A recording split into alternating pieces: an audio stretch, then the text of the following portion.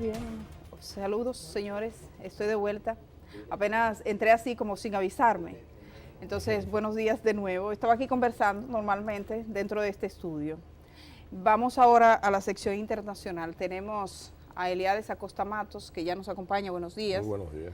Y también tenemos a Sara Simón. Me siento así un poco extraña porque generalmente nos ponen algo al principio, eso lleva un colchón. Sara, buenos días, ¿cómo estás? Hola, muy buenos días, un placer estar de nuevo con todos ustedes. Sara está en Francia a esta hora de la mañana. Sí, así es. Bueno, pues vamos a comenzar, Sara, yo creo que comenzamos contigo, tú propones los temas de inmediato y encontrándote en Francia, por supuesto, es un privilegio para nosotros porque el mundo tiene los ojos puestos allá.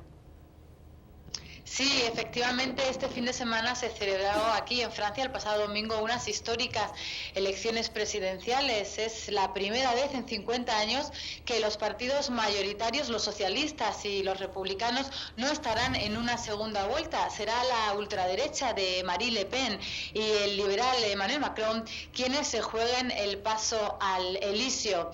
Algunos analistas dicen que el próximo 7 de mayo lo que de manera implícita estarán votando los franceses es si permanecer en la Unión Europea o salir de la Unión Europea tal y como quieren hacer o están haciendo los ingleses. Otros analistas dicen que este resultado electoral es fruto del descontento de los ciudadanos franceses con las políticas de austeridad que han llevado a cabo los socialistas en los últimos años, que han tenido un desastroso resultado, apenas han llegado al 6% y ha subido la izquierda de Mélenchon.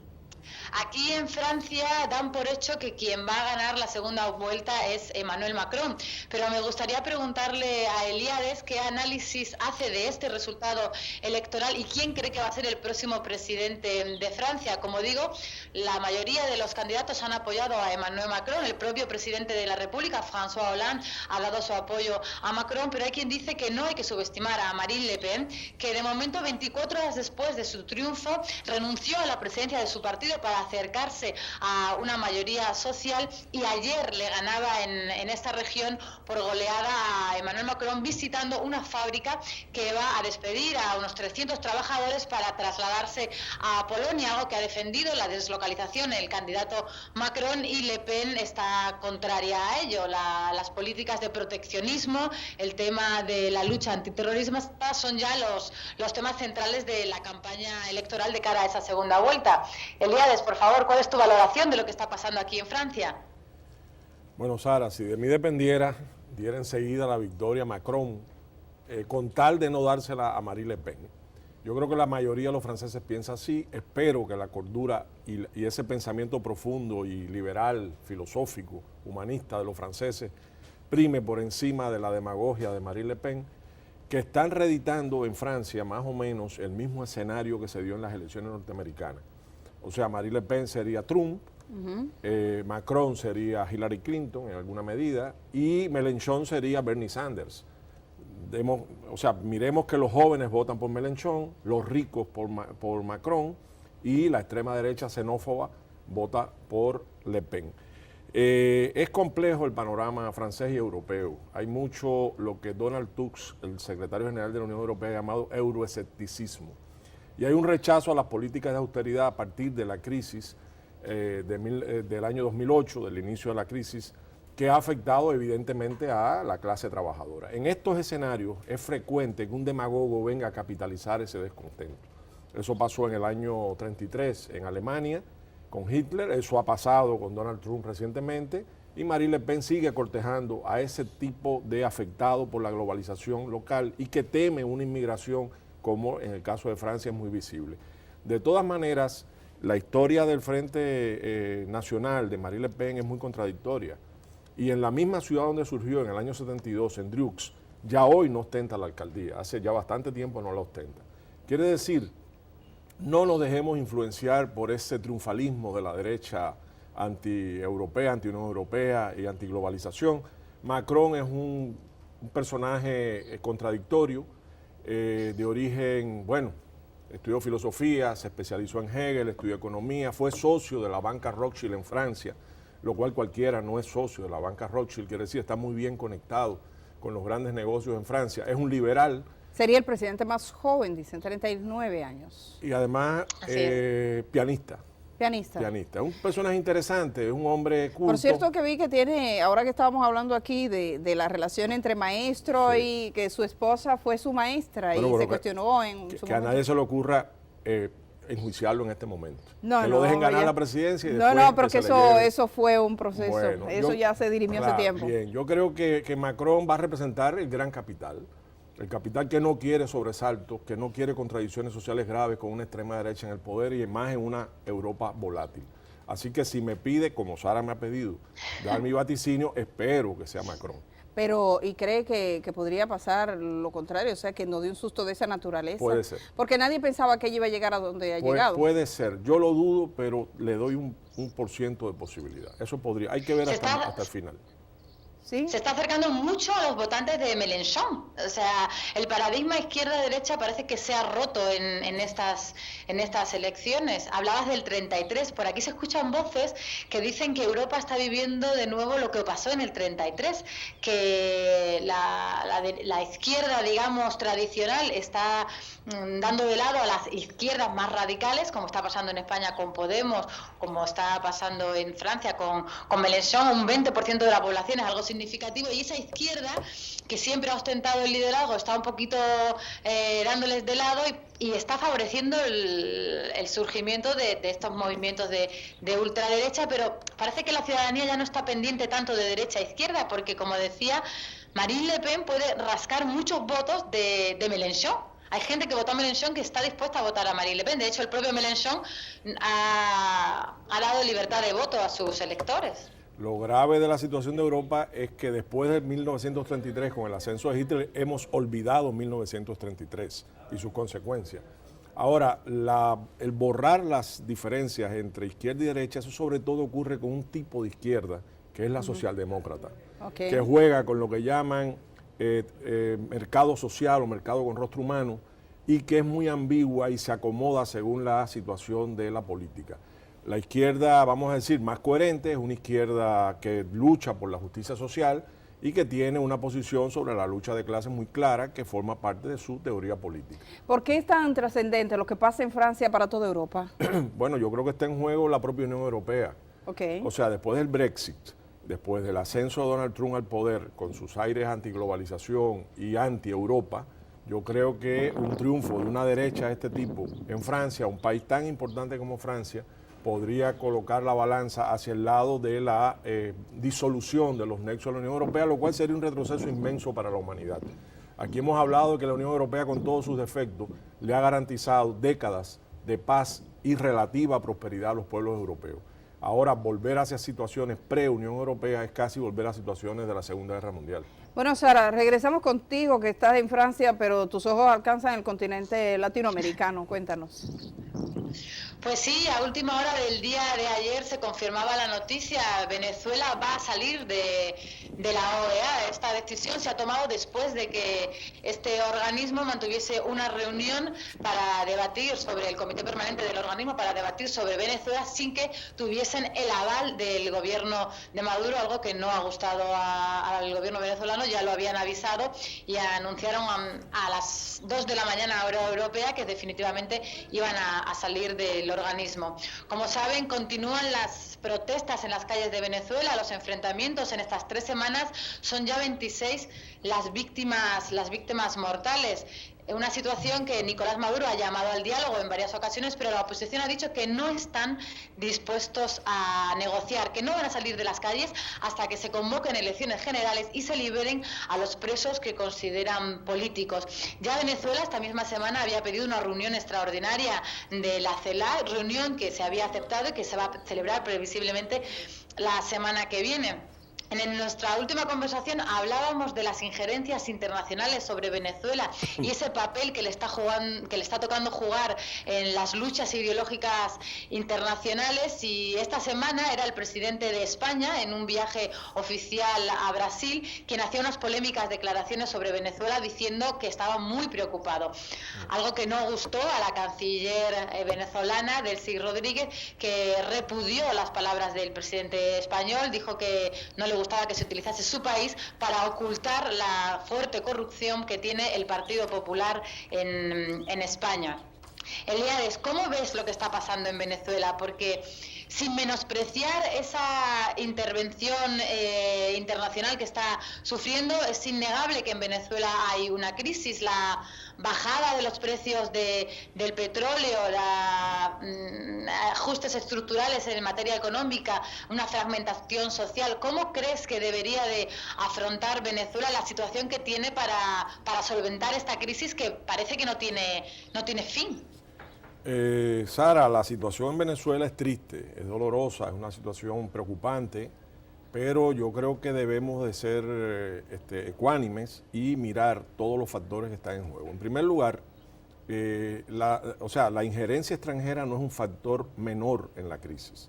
La injerencia extranjera es un factor desencadenante y alimentador de la crisis.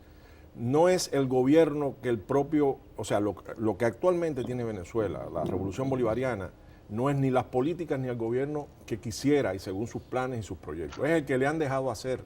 No puede trabajar un gobierno que está constantemente peleando en las calles, poniendo orden en medio de situaciones violentas. Aquí la gente dice, el gobierno de Maduro llama al diálogo y la oposición se niega. Eso es un pecado mayor. Hay que decirlo con pelos y señales. Quiere decir, no puede ser que mientras tú estés disfrutando el aval de medios importantes del mundo y el respaldo del gobierno, tú estés en las calles que han provocado ya 30 muertos, 54 miembros de las Fuerzas Armadas heridos y de la policía, entre ellos un muerto, 500 negocios destruidos y 1.000 millones de pérdidas en Bolívar. Yo creo que eso sencillamente hay que decirlo, pero no se dice con la misma crudeza con que se condena al gobierno de Maduro. El gobierno de Maduro puede haber cometido errores, el gobierno de Chávez puede haber cometido errores, pero la situación de Venezuela es una situación incentivada, prefabricada, casi por inseminación artificial, y está llegando a un tope en el cual ya hay que hacer valer las leyes. Por ejemplo, vi hace poco un ataque a una unidad militar de blindado. Destruyeron la cerca perimetral, hirieron a una suboficial. ¿En qué país del mundo se permite el ataque a una instalación militar? Impunemente. Eso no ocurre. En Estados Unidos eso es impensable. O se detiene el tráfico, o se queman los negocios. Así no se puede trabajar, así no se puede gobernar. Quisiera que por la trascendencia de las declaraciones de la canciller venezolana anoche, como decía Sara, que ha sido dada hace unas horas apenas, donde anuncia, porque esto es trascendente para América Latina, y me gustaría que Elíades también miráramos la OEA, que viéramos lo que dijo la canciller venezolana en este momento. Sara, contigo, con Elíades y con los televidentes compartimos lo que dijo la canciller. El día de mañana, tal como lo ha instruido el presidente Nicolás Maduro, presentaremos la carta de denuncia a la Organización de Estados Americanos e iniciaremos un procedimiento que tarda 24 meses. Pretender intervenir y tutelar a Venezuela, como ya lo dije, está destinado al fracaso. Pretenden lo imposible, direccionado desde Washington, el país hegemón de esta región. Es la canciller Delcy Rodríguez. Elíades, estamos frente a la Organización de Estados Americanos, OEA. Venezuela de alguna manera en esta pelea, no solo local sino internacional, su gobierno se desgasta. Tenemos una situación de desabastecimiento, tenemos los pleitos en la calle y ahora tenemos este anuncio.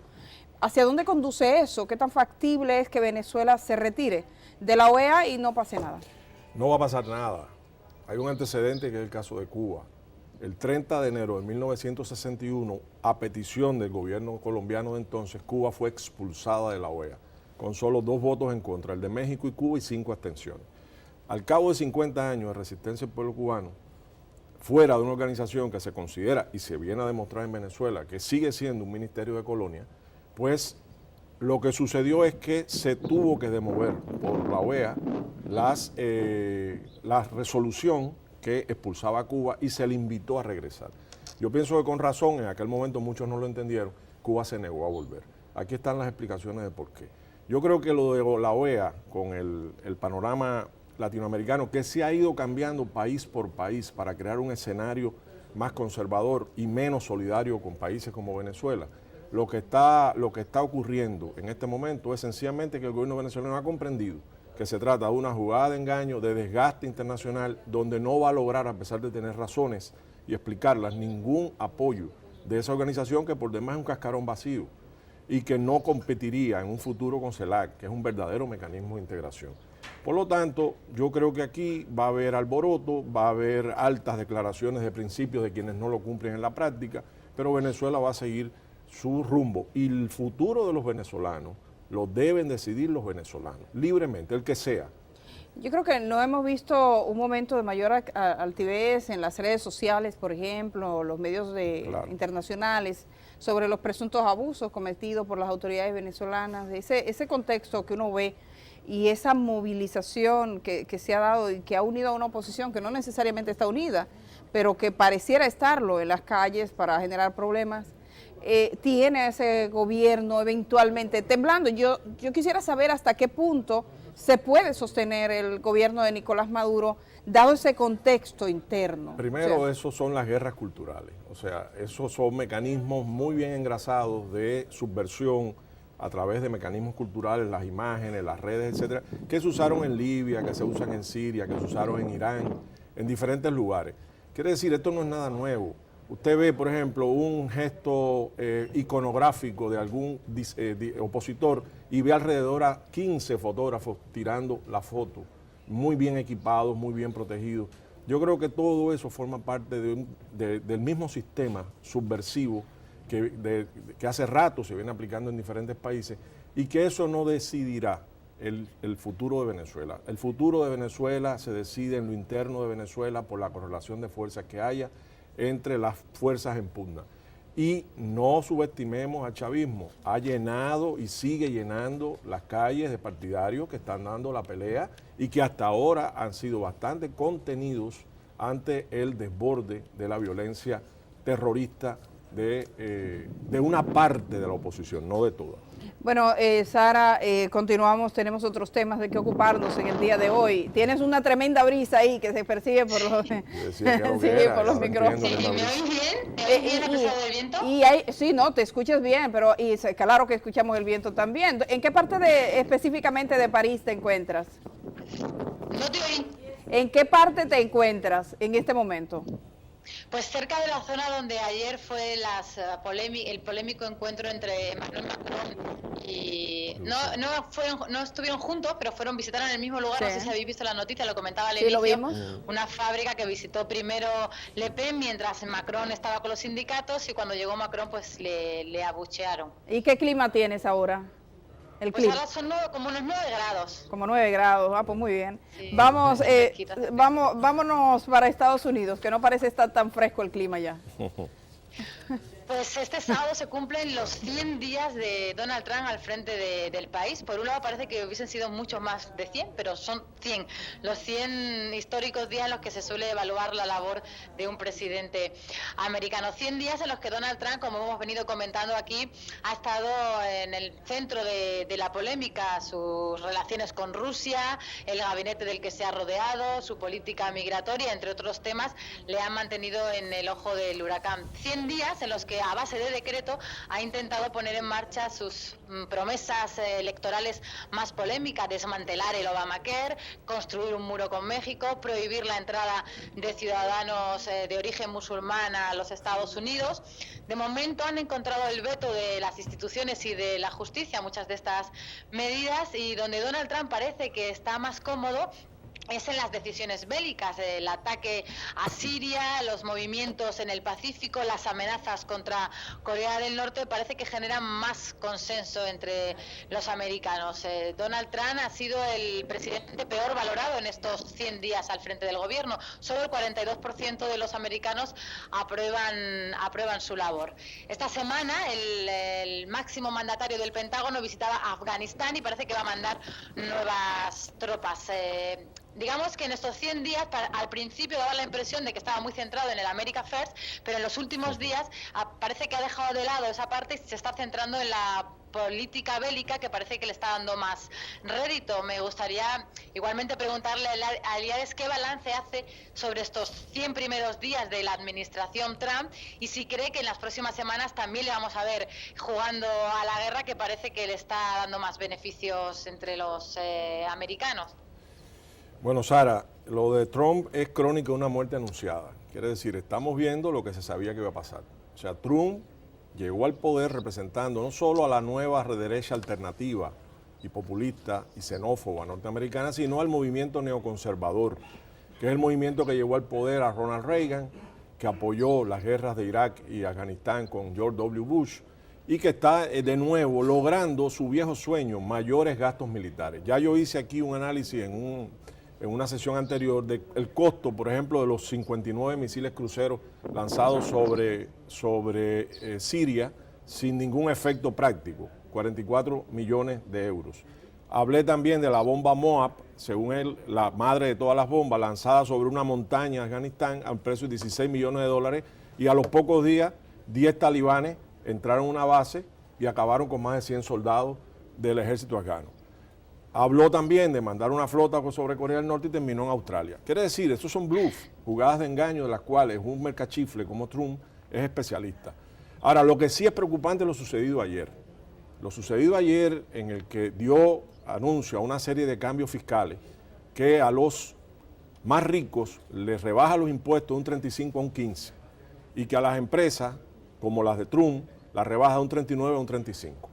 Quiere decir, ahí estamos hablando de 2.000 millones de dólares que dejará de recaudar el gobierno norteamericano para proyectos y obras sociales, beneficiando a quienes, a los que más tienen. Entonces Trump está cumpliendo exactamente el guión para el cual fue electo presidente. Y alerta, ese cambio drástico en la política fiscal implicaría, porque hay una teoría que se llama la curva de Laffer, que dice grandes cambios, reducción de impuestos, implica crecimiento económico que luego resarce lo que tú dejaste de recaudar. Pero eso sería si Estados Unidos crece a un 5% anual su economía. Está creciendo un 3%. Por lo tanto, llegará el momento de la crisis y llegará el momento de la afectación visible a las obras sociales del gobierno, del pueblo norteamericano. Bueno, tomando en cuenta que estamos hablando de los primeros 100 días, parece ser que hay algunas de las promesas que son más difíciles de concretar en la práctica que prometerlas, como el muro con México, por ejemplo, que ha tenido que retirarlo del proyecto de presupuesto. Exactamente, todo el sistema de salud. Volvemos al punto, es un actor consumado. Toda esa política de decretos al final no llevan a ningún camino. Todas las medidas militares no llegan a ningún camino. Donde tenemos que prestar la atención hacia el futuro, sobre todo, son en las medidas económicas, en las medidas que, por ejemplo, benefician a las grandes corporaciones, benefician al complejo militar industrial y benefician a los más ricos. Eso en detrimento de los más pobres. Ahí está la esencia de Trump y no en los demás decretos, que son muchas veces para la galería, un gesto para la galería. Bueno, ya estamos terminando así de esta manera. Gracias a Eliades Acosta, que lo encuentran en su cuenta de Twitter. Ey Acosta, @Ey Acosta. A veces lo ponen, Ey Acosta. Y también Sara, que también está, lo anunciaba un poquito más temprano. Recuérdanos tu cuenta, Sara, que es bien cómoda. _ Sara Simón _ Ahí lo tenemos, ahora sí que lo tenemos ahí en pantalla contigo. Gracias, Sara, que siga disfrutando. De todas maneras, París es hermoso. Sí, estás trabajando, pero es un trabajo wow, sí, es lo mismo ahí. Entonces que lo disfrutes además. Y muchísimas gracias por estar. Gracias a ti. Gracias, y gracias a Eliades, que ha estado muy activo en la Feria Internacional del Libro de Santo Domingo. Eliades, como saben, filósofo, escritor, cubano y ya dominicano. Dominicano, sí, hace poco ahora, ¿verdad? Recién estrenado voy a votar, ya podré votar. Sí, ya es ciudadano dominicano ya. Entonces, gracias por estar aquí cada jueves, cada 15 días. Señores, vamos a ir a la pausa. Cuando regresemos seguimos un poco en el contexto internacional. Volvemos de una vez.